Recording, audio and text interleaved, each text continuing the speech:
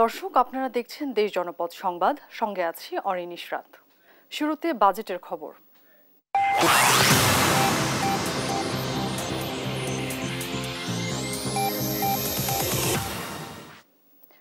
জাতীয় সংসদে ২০২৪-২৫ অর্থ বছরের বাজেট উপস্থাপন করছেন অর্থমন্ত্রী আবুল হাসান মাহমুদ আলী। সরাসরি যাচ্ছি তার বাজেট বক্তৃতায়। ১০০টি অর্থনৈতিক অঞ্চল প্রতিষ্ঠার লক্ষ্যমাত্রার বিপরীতে ২৯টি অর্থনৈতিক অঞ্চল প্রতিষ্ঠার কার্যক্রম চলমান রয়েছে। চট্টগ্রামের মিরসরাই, সীতাকুণ্ড এবং ফেনীর সোনাগাজী উপজেলার প্রায় ৩৩,০০০ একর জমিতে বঙ্গবন্ধু শেখ মুজিব শিল্পনগর স্থাপন করা হচ্ছে। কেন্দ্রীয় সমন্বিত আর্থিক তথ্য ব্যবস্থাপনা পদ্ধতি আইব্যাস প্লাস এর মাধ্যমে বর্তমানে বাজেট প্রণয়ন ও বাস্তবায়ন, হিসাব রক্ষণ, অনলাইনে bill submission, electronic fund transfer EFT পদ্ধতিতে পরিশোধ ইত্যাদি কার্যক্রম সম্পন্ন করা হচ্ছে। দেশীয় চাহিদার সাথে সঙ্গতি রেখে উক্ত ডিজিটাল প্ল্যাটফর্মের পরিধি ও সক্ষমতা ক্রমান্বয়ে বৃদ্ধি করা হচ্ছে। সকল অবসরভোগী সরকারি কর্মচারী ইএফটির মাধ্যমে মাসের শুরুতেই পেনশন পাচ্ছেন। পেনশনারদের জন্য পাইলট ভিত্তিতে মোবাইল অ্যাপের মাধ্যমে জীবিতাবস্থা যাচাইকরণ লাইভ ভেরিফিকেশন চালু করা হয়েছে। মাননীয় স্পিকার, বর্তমানে সকল বাণিজ্যিক ব্যাংকে চালান পদ্ধতির সাথে সংযুক্ত করা হয়েছে। এই পদ্ধতি ব্যবহারের ফলে ৬১টি বাণিজ্যিক ব্যাংকের সকল শাখায় এবং internet banking, debit credit card, mobile financial service ব্যবহার করে যে কোনো স্থান হতে অনলাইনে তাৎক্ষণিক বা রিয়েল টাইম ভিত্তিতে রাজস্ব অথবা ফি জমা করা যাচ্ছে। জাতীয় রাজস্ব বোর্ডের খুচরা পর্যায়ের মূল্য সংযোজন কর ভ্যাট আদায়ের জন্য electronic fiscal device management system EFDMS উন্নয়নের কার্যক্রম গ্রহণ করা হয়েছে। ভূমির মালিকানা পরিবর্তন, খাজনা প্রদান ইত্যাদি সেবা ডিজিটালাইজ করা হয়েছে। বর্তমানে পৃথিবীর যে কোনো প্রান্ত থেকে যে কোনো সময় ভূমির মালিকগণ অনলাইনে ভূমি উন্নয়ন কর পরিশোধ করে তাৎক্ষণিকভাবে কিউআর কোড সমৃদ্ধ দাখিলা পাচ্ছেন। ভার্চুয়াল রেকর্ড রুম ব্যবহার করে এখন বিনামূল্যে সকল নাগরিক যে কোনো সময় যে কোনো স্থান হতে জমির রেকর্ডের তথ্য দেখতে পাচ্ছেন। মাননীয় স্পিকার, আর্থিক খাতকে আরো গভীরভাবে দেশের তৃণমূলের সাথে সম্পৃক্ত করতে মোবাইল ফিনান্সিয়াল সার্ভিস এমএফএস ও আধুনিক পেমেন্ট সিস্টেমের প্রসার ঘটানো হচ্ছে। আর্থিক ব্যবস্থার সম্ভাব্য ঝুঁকি ও দুর্বলতা চিহ্নিত করার জন্য ফিনান্সিয়াল প্রজেকশন মডেল এফপিএম বাস্তবায়ন করা হয়েছে। ব্যাংকিং খাতে শৃঙ্খলা ও সুশাসন প্রতিষ্ঠার লক্ষ্যে ব্যাংক কোম্পানি সংশোধন আইন ২০২৩ মহান জাতীয় সংসদে অনুমোদিত হয়েছে। ব্যাংক আমানত বীমা আইন ২০০০ সংশোধন পূর্বক আমানত সুরক্ষা আইন ২০২৩ প্রণীত হয়েছে। জলবায়ু পরিবর্তনের অভিঘাত মোকাবেলায় গৃহীত কার্যক্রম, দেশীয় আর্থিক খাত থেকে অর্থায়নের লক্ষ্যে গ্রিন বন্ড সংক্রান্ত নীতিমালা হালনাগাদ করার উদ্যোগ নেওয়া হয়েছে। আর্থিক খাতে স্মার্ট বাংলাদেশের ভিত মজবুত করার লক্ষ্যে গত ২৫শে অক্টোবর ২০২৩ তারিখে ২টি ডিজিটাল ব্যাংকের অনুকূলে লেটার অব ইন্টেন্ট প্রদান করা হয়েছে। পরবর্তীতে ডিজিটাল ব্যাংকের সংখ্যা বৃদ্ধি করার পরিকল্পনা রয়েছে। মাননীয় স্পিকার, আপনি জানেন মূল্য সংযোজন কর একটি পরোক্ষ ও বিজ্ঞানসম্মত আধুনিক কর ব্যবস্থা। জাতীয় রাজস্ব আদায়ের বড় অংশই মূল্য সংযোজন কর হতে আহরিত হয়ে থাকে। আমি মূল্য সংযোজন কর খাতে নিম্নরূপ প্রস্তাবসমূহ মহান জাতীয় সংসদের সদয় বিবেচনার জন্য উপস্থাপন করছি। মূল্য সংযোজন কর ও সম্পূরক শুল্ক আইন ২০১২ ও মূল্য সংযোজন কর ও সম্পূরক শুল্ক বিধিমালা ২০১৬ এর প্রায়োগিক ও পদ্ধতিগত জটিলতা নিরসন, ব্যবসা বাণিজ্য সহজীকরণ ও রাজস্ব আদায় বৃদ্ধির লক্ষ্যে নিম্নোক্ত প্রস্তাবসমূহ পেশ করছি। ক, যে সকল ব্যক্তি বা প্রতিষ্ঠানের বার্ষিক টার্নওভার 10 কোটি টাকার অধিক সে সকল ব্যক্তি বা প্রতিষ্ঠানকে উৎসে মূসক প্রদানকারী কর্তনকারী সত্তা হিসেবে নির্ধারণের লক্ষ্যে আইনে প্রয়োজনীয় সংশোধনী আনয়নের প্রস্তাব করছি। খ, ব্যবসা বাণিজ্যে সহজীকরণে আপিলাত ট্রাইব্যুনাল ও আপিল কমিশনারেটে আপিল দায়েরের ক্ষেত্রে বিতর্কিত আদেশে উল্লিখিত দাবিকৃত করের জরিমানা ব্যতীত 20% পরিবর্তে 10% অর্থ পরিশোধের বিধান করার লক্ষ্যে আইনে প্রয়োজনীয় সংশোধনী আইনের প্রস্তাব করছি। মূসক পরামর্শক হিসেবে কস্ট অ্যান্ড ম্যানেজমেন্ট অ্যাকাউন্টেন্টগণকে অন্তর্ভুক্তিকরণের লক্ষ্যে সংশ্লিষ্ট বিধানে প্রয়োজনীয় সংশোধনী আনয়নের প্রস্তাব করছি। ঘ, এছাড়াও প্রায়োগিক ও আইনি জটিলতা নিরসনকল্পে আইনের কতিপয় বিধানে সংশোধনী আনয়নের প্রস্তাব করছি। মাননীয় স্পিকার, এক্সাইজেস অ্যান্ড সল্ট অ্যাক্ট 1944-এর আওতায় বর্তমানে বিমান টিকিট ও ব্যাংক হিসাবের উপর আবগারি শুল্ক আরোপিত রয়েছে। বিমান টিকিটের উপর আরোপিত আবগারি শুল্ক অপরিবর্তিত রেখে ব্যাংক হিসাবের স্ল্যাব সমূহ এবং আবগারি শুল্কের পরিমাণ যৌক্তিকীকরণ সহ অফশোর ব্যাংকিং ইউনিটের আওতাধীন আমানতকারী ও বৈদেশিক ঋণদাতাগণের হিসাবের উপর আরোপনীয় আবগারি শুল্ক অব্যাহতি প্রদান করার প্রস্তাব করছি। মাননীয় স্পিকার, 2024-25 অর্থ বছরে রাজস্ব আদায় বৃদ্ধি ও কর পরিপালন বৃদ্ধির লক্ষ্যে আমি মহান জাতির সংসদে নিম্নোক্ত প্রস্তাবনা পেশ করছি। ক, সকল ধরনের আইসক্রিমের উপর বিদ্যমান শুল্ক হার 5% পরিবর্তে 10% নির্ধারণ করার প্রস্তাব করছি। খ, কার্বোনেটেড বেভারেজের উপর বিদ্যমান সম্পূরক শুল্ক হার 25% পরিবর্তে 30% নির্ধারণের প্রস্তাব করছি এবং কার্বোনেটেড বেভারেজের জন্য নির্ধারিত মাত্রার উপাদান অপেক্ষা ভিন্নতর মাত্রার উপাদান সম্বলিত পানীয়ের ক্ষেত্রে সম্পূরক শুল্ক হার 35% পরিবর্তে 40% নির্ধারণ করার প্রস্তাব করছি। গ, সিগারেট মানব স্বাস্থ্যের জন্য অত্যন্ত ক্ষতিকর একটি পণ্য। এই জাতীয় ক্ষতিকর পণ্যের ব্যবহার কমানো ও রাজস্ব আদায় বৃদ্ধির লক্ষ্যে আইনের 2য় তফসিলে উল্লিখিত সম্পূরক শুল্কের হার 65% পরিবর্তে 66% নির্ধারণ করার প্রস্তাব করছি।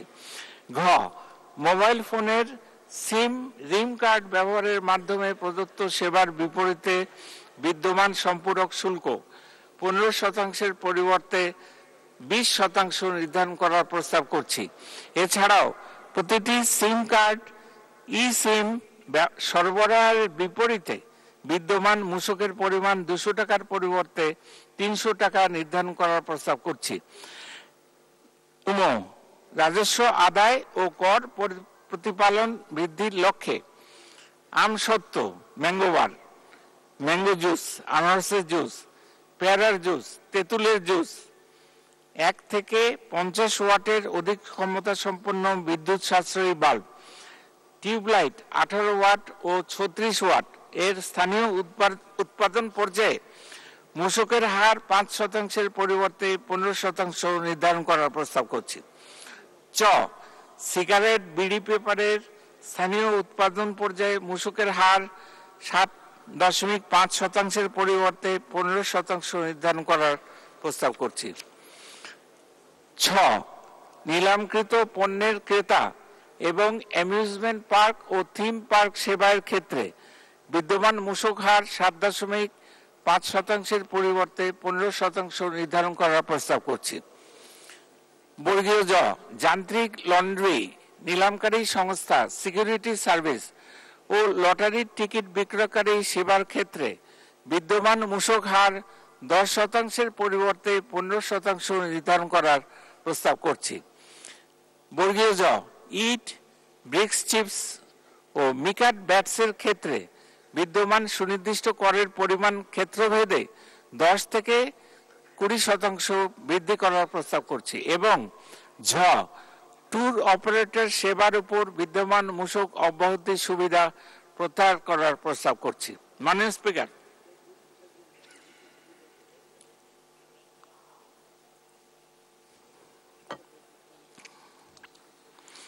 রাজস্ব আয় বৃদ্ধির পাশাপাশি দেশীয় শিল্প বিকাশের চলমান গতিশীলতা বজায় রাখার স্বার্থে আমি মহান জাতীয় সংসদে নিম্নোক্ত প্রস্তাবনা পেশ করছি।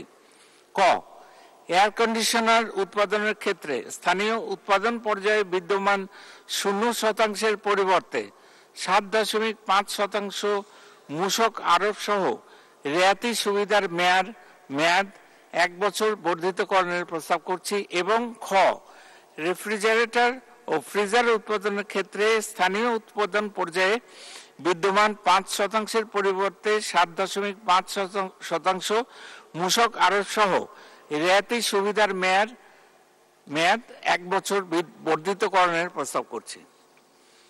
মাননীয় স্পিকার, দেশি বিদেশি বিনিয়োগ আকর্ষণ, কর্মসংস্থান সৃষ্টি, আমদানি বিকল্প পণ্য উৎপাদন এবং দেশীয় শিল্প বিকাশের চলমান গতিশীলতা বজায় রাখার স্বার্থে মোবাইল টেলিফোন সেট বা cellular phone, polypropylene staple fibre, LPG cylinder ও ল্যাব এসএ এবং এসএলইএস উৎপাদনের ক্ষেত্রে বিদ্যমান রেয়াতি সুবিধা 1 বছর বর্ধিতকরণের প্রস্তাব করছি।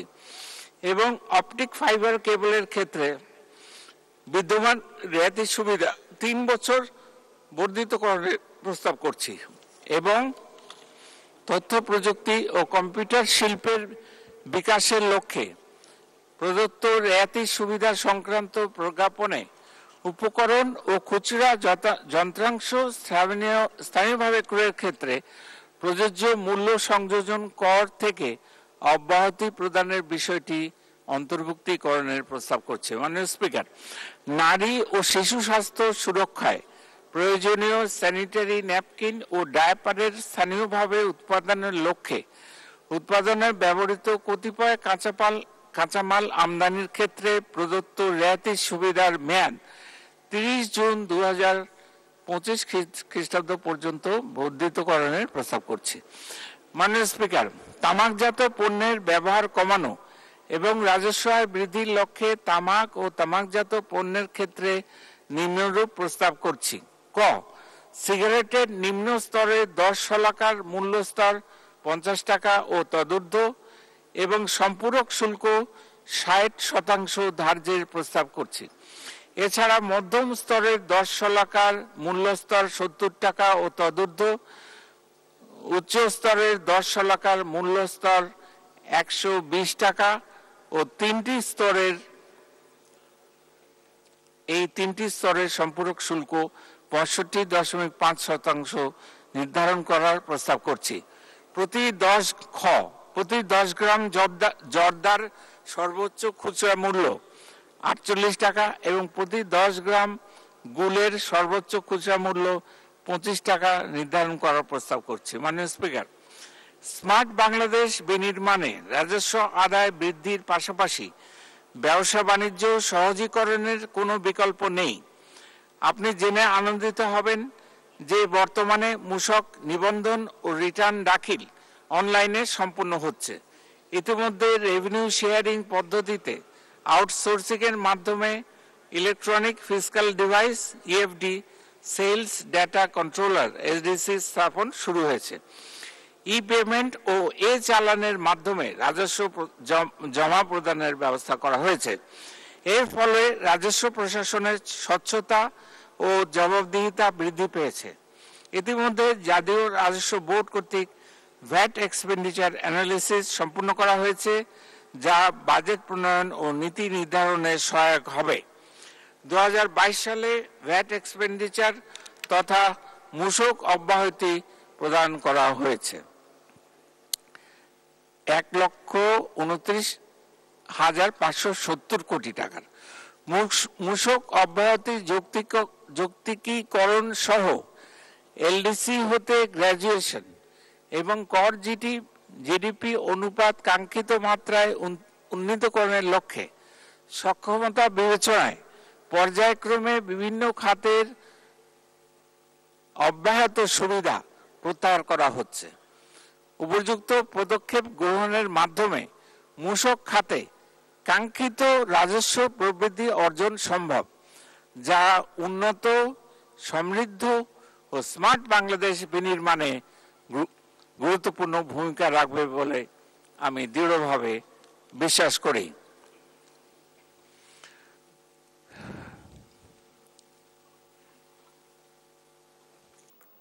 জাতীয় সংসদে 2024-25 অর্থ বছরের বাজেট উপস্থাপন করছেন অর্থমন্ত্রী আবুল হাসান মাহমুদ আলী। আবারও যাচ্ছি তার বাজেট বক্তৃতায়। পিএলসির কর হার, প্রস্তাবিত কর হার 22.5%, রেয়াতকৃত কর হার 20%, পরিশোধিত মূলধনের 10% বা 10%-এর কম শেয়ার আইপিওর মাধ্যমে হস্তান্তরিত হয়েছে। এরূপ পিএলসির কর হার, প্রস্তাবিত কর হার 25%, রেয়াতকৃত কর হার 22.5%। পাবলিকলি ট্রেডেড নয় এরূপ কোম্পানি, প্রস্তাবিত কর হার 27.5%, রেয়াতকৃত কর হার 25%। এক ব্যক্তি কোম্পানি, প্রস্তাবিত কর হার 22.5%, রেয়াতকৃত কর হার 20%। সমবায় সমিতি, প্রস্তাবিত কর হার 20%, রেয়াতকৃত কর হার প্রযোজ্য নয়।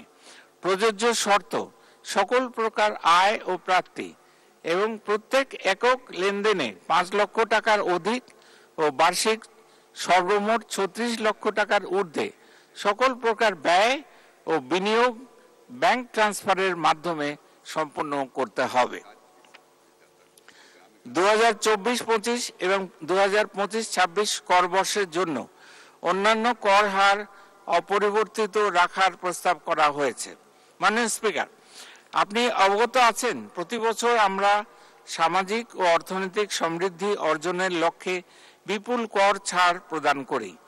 এই মহান সংসদের মাধ্যমে আমরা এ দেশের জনগণকে 2021-2022 অর্থবর্ষের প্রাক্কলিত এবং 2024-2025 অর্থবর্ষের জন্য প্রক্ষেপিত কর ছাড়ের পরিমাণ জানাতে চাই।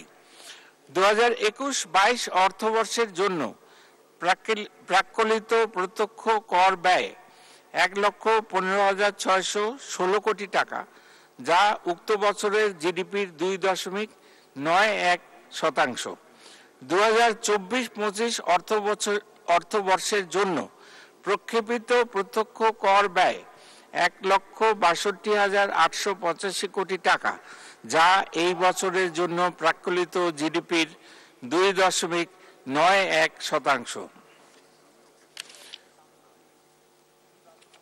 মাননীয় স্পিকার, ইংরেজি ভাষায় প্রণীত কাস্টমস অ্যাক্ট 1969-এর স্থলে বাংলায় কাস্টমস আইন 2023 প্রণয়ন করা হয়েছে। আগামী 6 জুন 2024 তারিখ হতে কাস্টমস আইন 2023 কার্যকর করা হবে, যা ইতিমধ্যে গেজেট প্রজ্ঞাপনের মাধ্যমে ঘোষণা করা হয়েছে। মাননীয় স্পিকার, চলতি 2023-24 অর্থবছরে বিদ্যমান 6 স্তর বিশিষ্ট আমদানি শুল্ক হার, 12 স্তর বিশিষ্ট সম্পূরক শুল্ক হার এবং আবশ্যিকভাবে বিদ্যমান 3% রেগুলেটরি ডিউটি হার অব্যাহত রাখা হয়েছে। এছাড়া নিত্য প্রয়োজনীয় পণ্য সামগ্রী, প্রধান খাদ্যদ্রব্য, সার, বীজ, জীবন রক্ষাকারী ঔষধ এবং আরও কতিপয় শিল্পের কাঁচামাল আমদানির ক্ষেত্রে বিদ্যমান শুল্ক হার অপরিবর্তিত রাখা হয়েছে। মাননীয় স্পিকার, ট্যারিফ যৌক্তিকীকরণের অংশ হিসেবে বিগত অর্থবছরের ধারাবাহিকতায় 10টি হেডিং সংশ্লিষ্ট পণ্যের ন্যূনতম মূল্য প্রত্যাহার করা হয়েছে। 5টি হেডিং সংশ্লিষ্ট পণ্যের ন্যূনতম মূল্য যৌক্তিকীকরণ করা হয়েছে এবং 3টি হেডিং সংশ্লিষ্ট পণ্যের ন্যূনতম মূল্য নির্ধারণ করা হয়েছে। রেগুলেটরি ডিউটি ও সম্পূরক শুল্ক পর্যায়ক্রমে প্রত্যাহার করার অংশ হিসেবে 19টি পণ্যের সাপ্লিমেন্টারি ডিউটি প্রত্যাহার এবং 172টি পণ্যের সাপ্লিমেন্টারি ডিউটি হ্রাস করা হয়েছে এবং 91টি পণ্যের রেগুলেটরি ডিউটি প্রত্যাহার করা হয়েছে। এছাড়া পূর্বের ধারাবাহিকতায় এবছরের বাজেটেও মোট 10টি পণ্যের বিদ্যমান ট্যারিফ বাউন্ড ট্যারিফের মধ্যে আনা হয়েছে। মাননীয় স্পিকার, কৃষি খাতকে অগ্রাধিকার খাত বিবেচনা করে কাজু বাদাম আমদানিতে আমদানি শুল্ক 15% হতে হ্রাস করে 5% ও অ্যাসেপটিক প্যাক আমদানিতে আমদানি শুল্ক 25% হতে হ্রাস করে 10% নির্ধারণ করা হয়েছে। দেশে উৎপাদিত কাজু বাদামের বাজার বিকাশের উদ্দেশ্যে কাজু বাদাম আমদানিতে 10% রেগুলেটরি ডিউটি আরোপ করা হয়েছে। মাননীয় স্পিকার, কিডনি রোগী ডায়ালিসিসে ব্যবহৃত অতীব প্রয়োজনীয় উপাদান আবার পড়ছি কিডনি রোগী ডায়ালিসিসে ব্যবহৃত অতীব প্রয়োজনীয় উপাদান কিডনি ডায়ালিসিস ফিল্টার ও সার্কিট আমদানির জন্য নতুন এইচএস কোড সৃজন করে আমদানি শুল্ক সিডি 10% হতে হ্রাস করে 1% করা হয়েছে। স্পাইনাল নিডলকে সহজলভ্য করার জন্য উক্ত পণ্যটির জন্য নতুন এইচএস কোড সৃজন করে আমদানি শুল্ক সিডি 5% নির্ধারণ করা হয়েছে। অ্যাম্বুলেন্স আমদানিতে শুল্কায়ন প্রক্রিয়া সহজ করার উদ্দেশ্যে সংশ্লিষ্ট এইচএস কোডের বর্ণনা সংশোধন করা হয়েছে। ক্যান্সার সহ বিভিন্ন রোগের চিকিৎসার জন্য প্রয়োজনীয় ঔষধ সুলভে প্রাপ্তির জন্য ক্যান্সারের ঔষধ উৎপাদন সংক্রান্ত প্রজ্ঞাপন এবং ঔষধের কাঁচামাল উৎপাদন সংক্রান্ত প্রজ্ঞাপনে কতিপয় উপকরণ অন্তর্ভুক্ত করা হয়েছে। রেফারেল হাসপাতাল কর্তৃক রেয়াতির সুবিধায় উপকরণ আমদানিতে বিদ্যমান সুবিধা কিছুটা হ্রাস করা হয়েছে। মাননীয় স্পিকার, স্থানীয় শিল্পের উৎপাদন ব্যয় কমানোর জন্য যে সকল ক্ষেত্রে শুল্ক হার হ্রাস করা হয়েছে, পুনঃমোড়কজাতকরণ শিল্পের বিকাশের জন্য গুঁড়া দুধ আমদানিতে প্রযোজ্য 20% সম্পূরক শুল্ক প্রত্যাহার করা হয়েছে। একই সাথে বাল্ক আকারে মিথানল আমদানির ক্ষেত্রে আমদানি শুল্ক 10% হতে হ্রাস করে 5% ধার্য করা হয়েছে। টেক্সটাইল শিল্পের বহুল ব্যবহৃত উপকরণ polyester synthetic staple fibre PSF ও পেট চিপস উৎপাদনে ব্যবহৃত কাঁচামাল মনোএথিলিন গ্লাইকল এমইজি এবং পিউরিফাইড টেরেপ্যাথালিক অ্যাসিড পিটিএ আমদানিতে আমদানি শুল্ক হ্রাস করে 1% ধার্য করা হয়েছে। কার্পেট উৎপাদনকারী শিল্পের কাঁচামাল পলিপ্রোপিলিন ইয়ান আমদানিতে আমদানি শুল্ক সিডি 10% হতে হ্রাস করে 5% নির্ধারণ করা হয়েছে।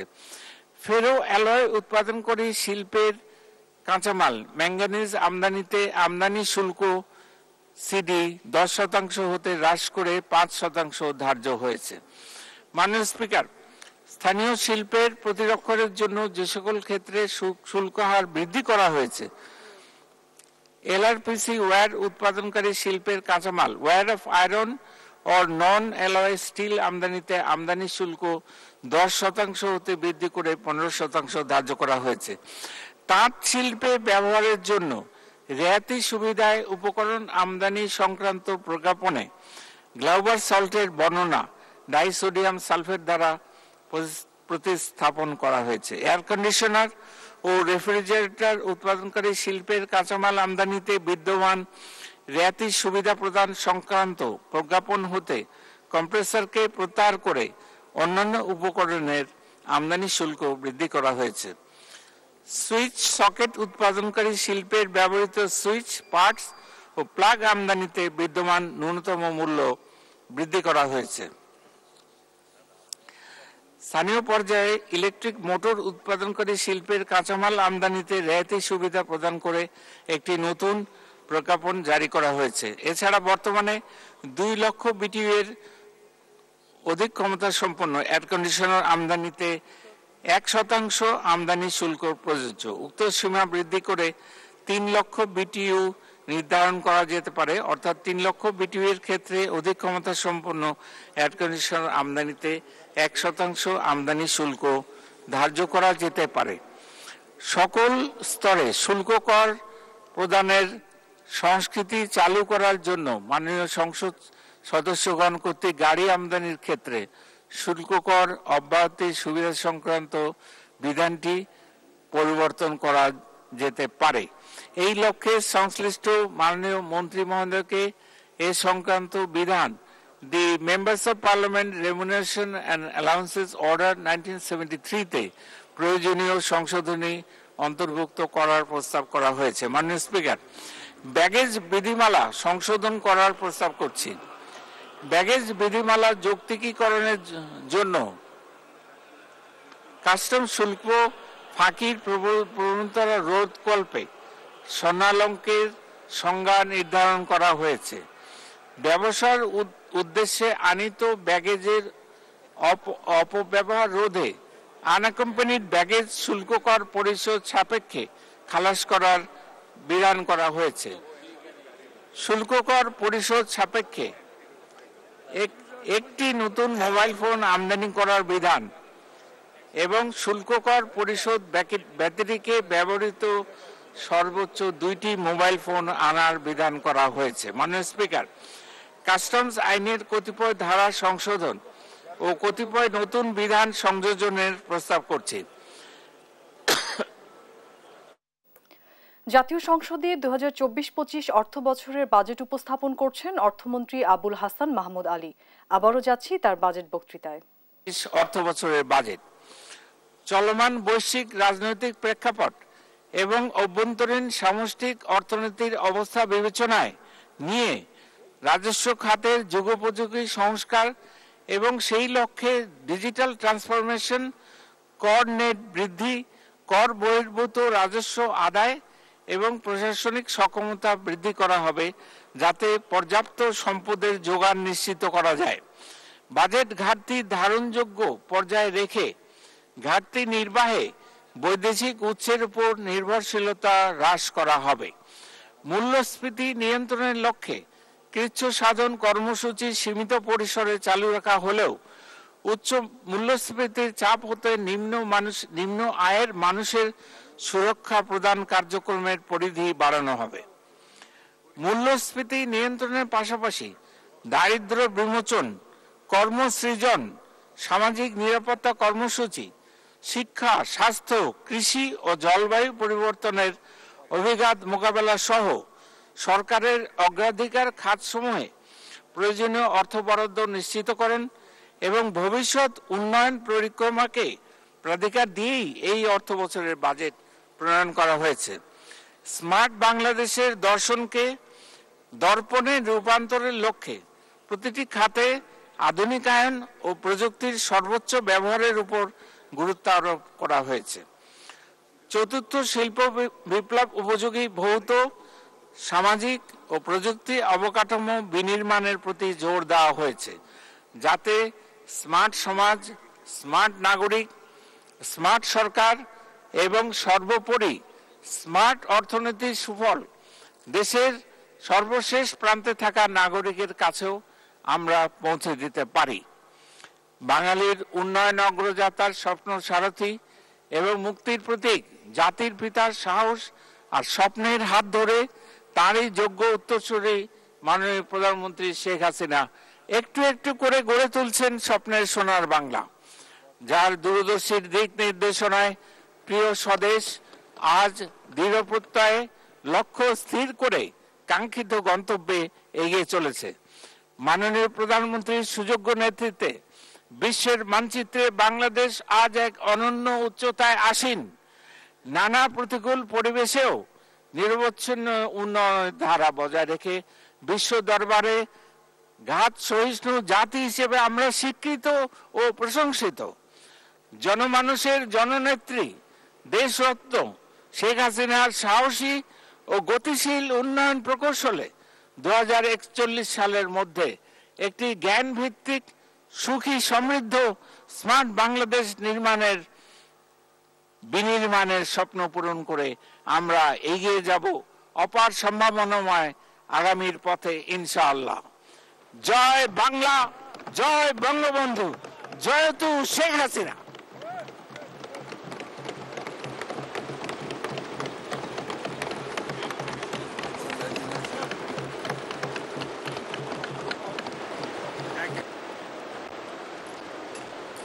ধন্যবাদ মাননীয় অর্থমন্ত্রী। 2023-2024 সম্পূরক বাজেট এবং 2024-2025 অর্থ বছরের বাজেট উপস্থাপনের জন্য আপনাকে অসংখ্য ধন্যবাদ। মাননীয় সদস্যবৃন্দ, মাননীয় অর্থমন্ত্রীর অভিপ্রায় অনুযায়ী তার বাজেট বক্তৃতার অপঠিত অংশ পঠিত বলে গণ্য করা হলো এবং বাজেটের সকল ডকুমেন্ট টেবিলে উপস্থাপন করা হলো। মাননীয় সদস্যবৃন্দ, 2023-2024 অর্থ বছরের সম্পূরক বাজেট এবং 2024-2025 অর্থ বছরের বাজেট সংসদে উপস্থাপিত হলো।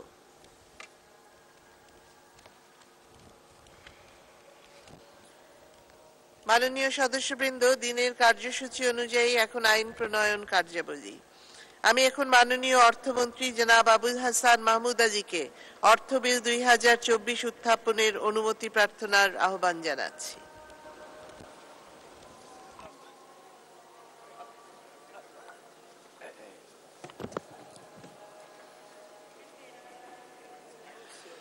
মাননীয় স্পিকার, আপনাকে ধন্যবাদ।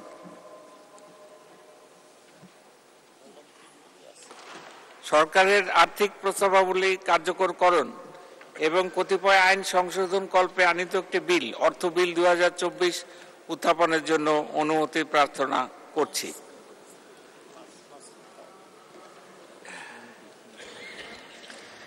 ধন্যবাদ মাননীয় মন্ত্রী, আপনি বিলটি উত্থাপন করুন।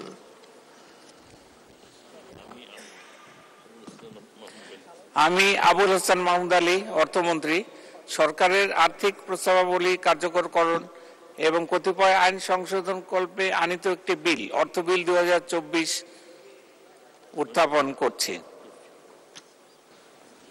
ধন্যবাদ মাননীয় মন্ত্রী, অর্থ বিল 2024 সংসদে উত্থাপিত হলো।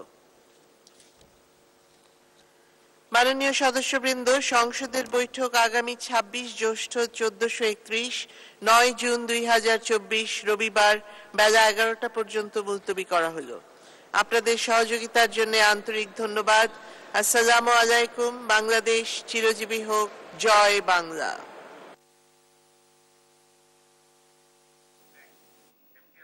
দর্শক, 2024-25 অর্থ বছরের 53তম বাজেট জাতীয় সংসদে উত্থাপন করলেন অর্থমন্ত্রী আবুল হাসান মাহমুদ আলী। আমরা সরাসরি সেখানে যুক্ত ছিলাম। 2024-25 অর্থ বছরের প্রস্তাবিত বাজেটে দেশের জনগণের কল্যাণের কোনো সুযোগ নেই বলে মন্তব্য করেছেন বিএনপির ভাইস চেয়ারম্যান ও বিশিষ্ট ব্যবসায়ী আব্দুল আওয়াল মিন্টু। বৃহস্পতিবার নিজ কার্যালয়ে সাংবাদিকদের সাথে আলাপকালে এ মন্তব্য করেন তিনি। বলেন, প্রস্তাবিত বাজেট অনুযায়ী দেশ যে ঋণ পাবে তার 50 থেকে 60 ভাগই যাবে আগের ঋণ শোধে। দেশের আয়ের সাথে ব্যয়ের কোনো মিল নেই বলেও দাবি তার। চলতি অর্থ বছরে অ্যাবাউট $5.70 বিলিয়ন। নিশ্চয়ই এবারে হয়তো ধরবে যে আমরা লোন পাবো $6 বিলিয়ন লেগছে, তো তার তো 50% আপনার চলে যাবে পুরানো লোন এবং পুরানো সুদ রিপেমেন্ট। তাহলে আপনার টাকাটা কোত্থেকে আসবে?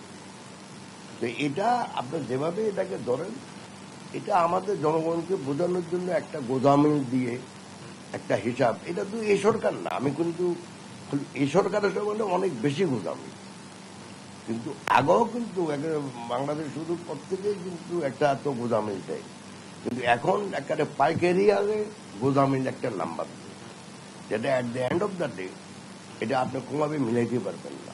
এবং অর্থনৈতিক সমীক্ষা যদি দেখেন, যেখানে গত 15-20 বছরের পরিসংখ্যান আছে, দেখবেন যে এখন যা বলতেছে ওটাতে কিছুই মিলবে না। এটা পরিসংখ্যানও বদলায়। একটা পরিবারের যে বাজেট, একটা দেশেরও বাজেট একই জিনিস, যে আপনি কত আয় করবেন, আপনার বেতনের খাত আছে, বা আপনার কৃষি জমি থাকলে আপনি যদি ধান উৎপাদন, এটা আয় আছে, তো আয়টা একদিকে দেখাইবেন আর ব্যয়টা কিভাবে করবেন, শিক্ষা খাতে করবেন, স্বাস্থ্য খাতে তো আর দেখানোর জন্য আগে কখন কত লাগবে। দেখবেন আপনি যদি বছরের শেষে দেখেন যে আয় যেটা দেখাইছেন সেটা হচ্ছে না, আর খরচ যারা দেখাচ্ছেন সেটা বেশি হচ্ছে, তাহলে এটা গোদাম ছাড়া তো কিছু বলা যাবে না। ব্রাহ্মণবাড়িয়ায় উপজেলা নির্বাচনে বিজয়ী প্রার্থীর মিছিলে করা গুলিতে নিহত ছাত্রলীগ কর্মী এজাজের বাড়িতে চলছে শোকের মাতম। এদিকে ঘটনার পর থেকে পলাতক অভিযুক্ত জয়সহ জড়িতদের গ্রেফতারে মাঠে নেমেছে পুলিশ ও গোয়েন্দা বিভাগ। সহকর্মী মেহেদী নূর পরশের পাঠানো তথ্য ছবিতে আরও জানাচ্ছেন টুম্পা আফরোজ। আমার ছেলেরা যেভাবে গুলি দিয়ে মারছে, আমি সেভাবে সরকারের কাছে বিচার চাই। একমাত্র ছেলেকে হারিয়ে এভাবেই কান্নায় ভেঙে পড়েন ছাত্রলীগ কর্মী আয়াস রহমান এজাজের মা। বুধবার ব্রাহ্মণবাড়িয়ায় উপজেলা নির্বাচনে বিজয়ী প্রার্থীর মিছিলে দুর্বৃত্তদের গুলিতে নিহত হন এজাজ। তার বাড়িতে চলছে শোকের মাতম। একমাত্র ছেলে হত্যার বিচার চান বাবা মা। এক সন্তানের বাবা কি, তার ভিতরে কি ধরনের কি ধরনের ইয়ে হয়, এই পৃথিবীতে হয়তো আল্লাহ উঠাই নিয়ে গেছে। যারা এই কাজের সহযোগিতা করছে, যারা এই কাজটা করছে, আমি তাদের ভিতরে। প্রকাশ্যে এমন হত্যাকাণ্ডের ঘটনায় থমথমে অবস্থা পুরো এলাকায়। সকাল থেকে জেলা আওয়ামী লীগ নেতারা নিহতের বাড়িতে গিয়ে সমবেদনা জানান। দৃষ্টান্তমূলক বিচার দাবি করেন হত্যাকাণ্ডের। যে বা যারা এরকম একটি মর্মান্তিক ঘটনার সাথে জড়িত, আমি ব্যক্তিগতভাবে এবং উপজেলা চেয়ারম্যান হিসাবে এই ঘটনার সাথে যারা জড়িত, এই ঘটনার নৈপথ্যে যারা জড়িত, তাদেরকে অচিরেই বিচারের আওতায় আনার আহ্বান জানাচ্ছি। এদিকে ঘটনার পর থেকে গা ঢাকা দিয়েছে অভিযুক্ত ব্রাহ্মণবাড়িয়া সরকারি কলেজের সাবেক ভিপি জালাল উদ্দিন খোকা ও তার অনুসারী জেলা ছাত্রলীগের সহসভাপতি হাসান আল ফারাবি জয়। সদর থানার ভারপ্রাপ্ত কর্মকর্তা জানিয়েছেন, ঘটনার সাথে জড়িতদের আইনের আওতায় আনতে মাঠে নেমেছে পুলিশ ও গোয়েন্দা বিভাগ। ঘটনার পর থেকে আমরা এর সাথে জড়িত যারা আছে তাদেরকে গ্রেপ্তারের জন্য আমাদের বিভিন্ন পদ্ধতি অবলম্বন করে চেষ্টা চালিয়ে যাচ্ছে। তারা যেখানে থাকুক, আমরা আমাদের যে বিভিন্ন প্রক্রিয়ার মাধ্যমে প্রযুক্তি সহযোগিতা সহ বিভিন্নভাবে আমরা কাজ করে আমরা তাদেরকে আইনের আওতায় নিয়ে আসবো। এর আগে বুধবার সন্ধ্যায় সদর উপজেলা নির্বাচনে আনারস প্রতীকের চেয়ারম্যান প্রার্থী শাহাদত হোসেন শোভনের বিজয়ের খবরে মিশন স্কুল কেন্দ্র থেকে আনন্দ মিছিল বের করে তার কর্মী সমর্থকরা। মিছিলটি শহরের কলেজপাড়া এলাকায় এলে এজাজের মাথায় গুলি করে ঘোড়া প্রতীকের প্রার্থী মোহাম্মদ হেলাল উদ্দিনের কর্মী হাসান আল ফারাবি জয়। এতে আহত হন এজাজ। পরে তাকে গুরুতর অবস্থায় ঢাকায় নেওয়া হলে সেখানে তার মৃত্যু হয়। নিউজ ডেস্ক, দেশ টিভি।